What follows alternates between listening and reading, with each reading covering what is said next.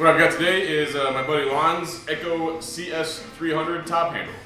As you can tell, this is a top handle saw for climbing. Let's have a lanyard tie-in right there. This is a 7.1 pound power head, a 30.1 cc engine, and despite numerous Google searches, I couldn't find any power rating on it. So I'm going to just guess here and say it's probably right around 1.5 horse in that vicinity. The Steel MS170 is a 30 cc. It runs like 1.7 horse. But anyway, this is a 12-inch bar on here right now. According to Echo, you can put a 14 or a 16 on here. I probably wouldn't be putting a 16. Just doesn't really have enough power to pull it all that well. But anyway, let's take a closer look at it, yeah? Alright, so we've got, actually, from the Steels, these are kind of reversed. This is your fuel oil mixture up here, and your bar and chain back here. Not quick release, and I'm not a huge fan of these caps. You can get a scrunch down in there to give you a little assistance, but there's not a whole lot of room, and I slipped off numerous times operating it. Standard recoil, you have your carb adjustments right here underneath this plastic rubber like cover.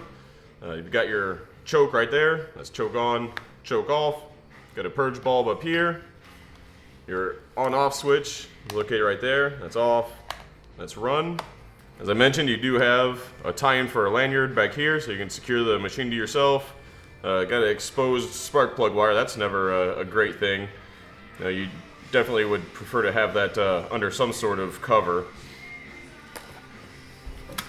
Over on this side, you do have a lock here. It's not a full throttle lock, but it's more for starting, just kind of a partial throttle, make it easier to start. We do have a side tensioner right here. Your bar studs right here are not standard. They're 10 millimeter bolts. If you're going to be using this guy, make sure you have a 10 millimeter wrench handy. It is an adjustable oiler, and the adjustment's right down here. You do have a chain catch right there, in case you do break a chain. Single post on the chain brake system, but it does feel, I mean, it's floppy, but it feels sturdy when engaging and disengaging. So it feels well built, even though it kind of flops around a little bit. And you have the air filter cover right here, so that's the air filter underneath this flathead. The exhaust right here. Did notice this was kind of a big shroud for the exhaust. I imagine they probably could have shrunken that down a little bit and saved a little bit on real estate with some smaller dimensions. The AV system on this guy is not horrible. You do have some play in there. And honestly, using the 201T at work, I would prefer a little less robust AV system. You know, you're not going to be running these saws for extended periods of time, and I would prefer to have a little bit better control and manipulation over it than have you know, it flopping all around like it currently does. So actually, with this kind of minimal AV, I actually kind of like that. But anyway, let's take some stuff off and see what's under the hood.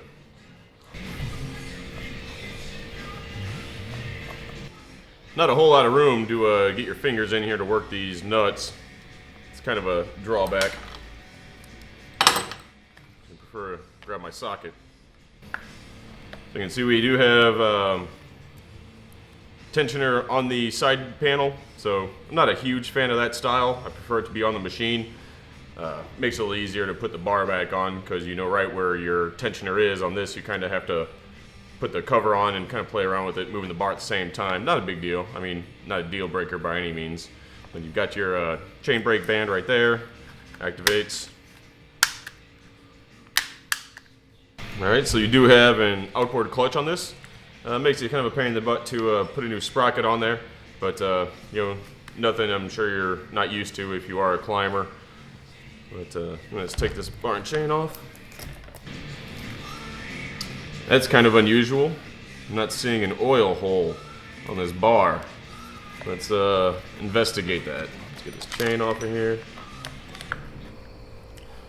Okay, so looks like what we're doing here is this bottom slotted area is reserved for the tensioner peg, and the tensioner peg hole on the bar also is used as the oiler.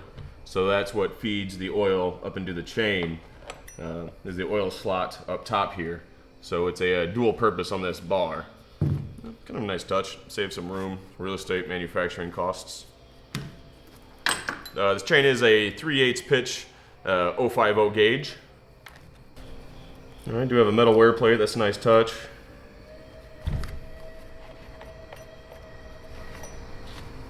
Thing looks pretty standard so far. Do not have any dogs on this machine. I'm definitely not a fan of that. Not that you'll be dogging into much wood to power through it with this saw anyway, but still a feature. I mean, I guess technically these plastic nubs are dogs, I guess, but you're not going to be digging in with them. Let's take off the air filter cover. Taking off the air filter cover. Pretty standard filter there, just a cloth. And looking in, we have fuel lines right here, your choke, carburetor right there, and a choke plate. Kind of a style I'm not used to seeing, just slides across the air intake. Purge bulb line up here. Alright, pretty basic setup, nothing super spectacular. Got your oil pump line, or actually I guess that's technically a fuel line, yeah. So these lines are, yeah, going to your purge bulb. So you got purge bulb lines here, and the main fuel line right there. Okay, and your high and your low adjustments on your carb are here. Assuming this is going to be your idle setting, that T, I don't know if that T, I'm assuming stands for throttle, maybe, I don't know. Alright, removing the rewind cover, just these 4 screws along the perimeter. So we got the ignition coil here, your flywheel, dogs on the flywheel itself, as opposed to the style I'm used to where it's on the rewind assembly. So on here, you've just got these ramps that grab. You got your cylinder behind the ignition coil right here. It looks pretty clean in here. They do a good job of keeping out debris, although this isn't a heavily used machine by any means. That's as far as I'm going to go with it. I'm going to go ahead and post up some video of me the other day going through some wood with it, see how it works. Echo CS300, 12-inch bar.